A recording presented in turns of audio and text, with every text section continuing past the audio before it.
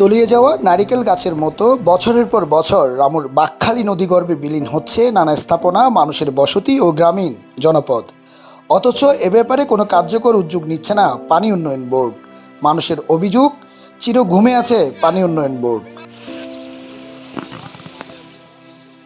সম্প্রতি ভারী বর্ষণ ও পাহাড়ি ঢলের কারণে বাকখালী নদীর ভাঙন আরও বেড়েছে। কচ্ছপিয়া ইউনিয়নের দুছড়ি মাস্টারপাড়া গ্রামের সড়ক তলিয়ে গেছে নদীগর্ভে। পানি কমে যাওয়ার পর ক্ষতচিহ্ন স্পষ্ট হচ্ছে আরও বেশি। দ্রুত সময়ে ব্যবস্থা না নিলে অন্তত 20টির অধিক বসতবাড়ি বাকখালী নদীতে তলিয়ে যেতে পারে। তা নিয়ে নিদ্রাহীন মানুষ। আজকে 3-4 বছর পর্যন্ত এই নদীর ভাঙনের ফলে আমার বাড়ি একদম ফাঁসে চলে এসেছে। এখন ঊর্ধ্বতন কর্তৃপক্ষের কাছে আমরা পানি উন্নয়ন বোর্ডের কাছে করছি এবং গত সরকারের আমলও করছি, টিএনও সাহেবের কাছেও ডিসি সাহেবের করছি, কোনো আমরা সুরাহা পাচ্ছি না। এখন আমরা খুবই দুর্ভিক্ষে যাওয়ার রাত দিন আতঙ্কে আছি, কোন সময় আমাদের বাড়িটাও চলে যায়। আমাদের এই মালামালিও কোথায় নেব এই বর্ষার দিনে, এই জন্য সরকারের কাছে আমরা আবেদন জানাচ্ছি।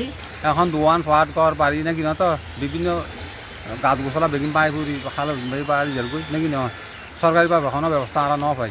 যেভাবে এখন বাড়িঘরগুলি ঝুঁকির মুখে পড়ে গেছে, কিন্তু সরকারিভাবে এখনও পর্যন্ত কোনো ধরনের পদক্ষেপ ব্যবস্থা নেওয়া হচ্ছে না।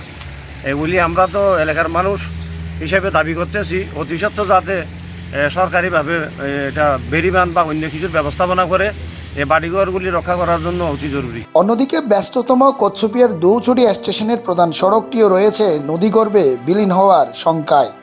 গেল বছর নদীর ভাঙনে তলিয়ে যায় ওই স্টেশনের 10টি দোকান।